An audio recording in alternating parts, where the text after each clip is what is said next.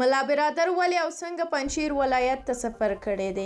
ولې پنجشیر په ولسوالۍ بدلوي؟ دا ښه کار کله کوي؟ د دې ترڅنګ در سره یو بل مهم خبر هم شریکوم، نو ویډیو تر اخره وګورئ.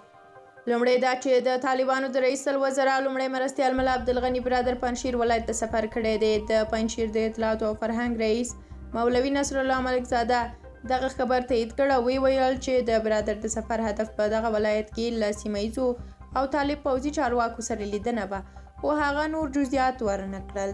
دا په 10 ورځو کې دویم لوړپوړی طالب چارواکی دی چې پنجشیر ته سفر کوي. تر دې مخکې طالبانو د دفاع وزارت سرپرست ملا یعقوب مجاهد هم تېره اونۍ پنجشیر ته سفر کړی و. دغه سفرونه وروسته له هغه کېږي چې د پنجشیر په ځینو ولسوالیو کې د طالبانو او احمد مسعود په مشرۍ د ملي مقاومت جبهې ترمنځ د نښتو راپورونه ورکړل شول.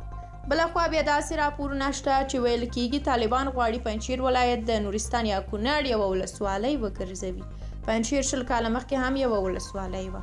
تر څنګ دریم مهم خبر دا چې د افغانستان لپاره متحدو ایالاتونو خاص استازي توماس لویس د پنجشنبې په ورځ د مې په 26مه د غبرګولي پر 4 ویلي دي د افغانستان د ملي مصالحې د شورا له پخواني مشر ډاکټر عبدالله سره یې کتلي دي. ښاغلي ویست د یو لړ ټویټونو په کولو څرګنده کړې ده چې له ښاغلي عبدالله سره په افغانستان کې د سیاسي پروسې په ضرورت د بشري حقونو په سرغړونو په ټولنه کې د میرمنو په اساسي ونډې، بشري وضعیت او د تروریزم د ګواښونو په اړه خبرې کړې دي. هغه مسایل چې د افغانستان د راتلونکي او له نړیوالې ټولنې سره د روابطو لپاره مهم دي. دغه امریکایي چارواکي زیاته کړې ده چې هیلهمند دی په راتلونکو ورځو کې له نورو افغان مشرانو او مفکرینو سره هم بحثونو ته دوام ورکړي. ښاغلي ویسټ همدارنګه لیکلي دي چې د طالبانو له هغه اقدام څخه هرکلی کوي چې عبدالله ته د خپلې کورنۍ د لیدلو اجازه ورکړې ده. خو ویسټ دا نه ده څرګنده کړې چې له عبدالله سره یې په کوم ځای کې لیدلي دي.